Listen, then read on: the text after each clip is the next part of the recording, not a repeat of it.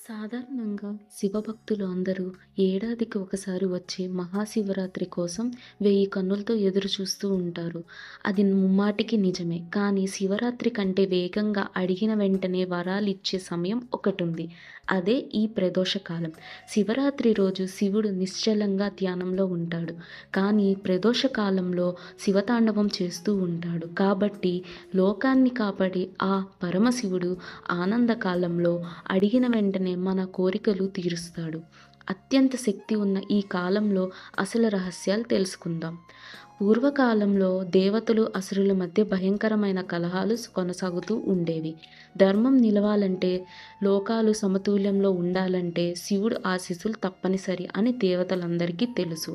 ఒకసారి దేవతలు అనేక కష్టాలతో శక్తి కోల్పోయిన స్థితిలో ఉన్నారు. అసురుల బలం పెరిగిపోయింది. లోకాల్లో అశాంతి పెరిగింది. ఈ పరిస్థితుల్లో దేవతలందరూ కలిసి శివుణ్ణి దర్శించుకోవాలనుకున్నారు. కానీ శివుడు అప్పటికే ధ్యానంలో ఉన్నప్పుడు ఎవరు ఆయన్ను నేరుగా కలవలేరు. శివుడు ధ్యానం నుండి ఆయన బయటకు వచ్చే సమయం త్రయోదశి తిథి సాయంత్రం. ఆ సమయంలో శివుడి ముందు నిల్చునేది ఒక నంది మాత్రమే. దేవతలందరూ నందిని ఆశ్రయించారు. నందీశ్వర, మేము శివుణ్ణి నేరుగా కలవలేము. మా బాధలను, లోకాలకు కష్టాలను నువ్వే శివుడికి తెలియజేయాలి. నంది వారి ప్రార్థనలు స్వీకరించాడు. అలాగే మనం కూడా ఈ కాలంలో మన కష్టాలు నందీశ్వరుడికి తెలియజేస్తామో నేరుగా అది పరమశివుడి దగ్గరికి చేరుతుంది.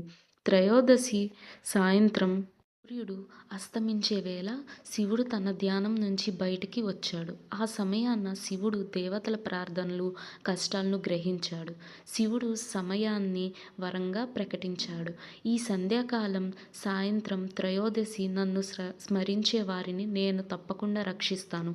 ఈ కాలంలో చేసిన పూజలు సాధారణ పూజ కంటే 100 రెట్లు ఫలిస్తుంది. ఈ సమయంలో నన్ను స్మరిస్తే మీకున్న భారాలు తొలగుతాయి అని వరాన్ని ఇస్తాడు. కాబట్టి ఈ విధంగా ప్రదోషకాలం పుట్టింది. శివుడి వరంతో దేవతలు మళ్ళీ శక్తి లభించింది. అసురుల బలాలు తగ్గాయి.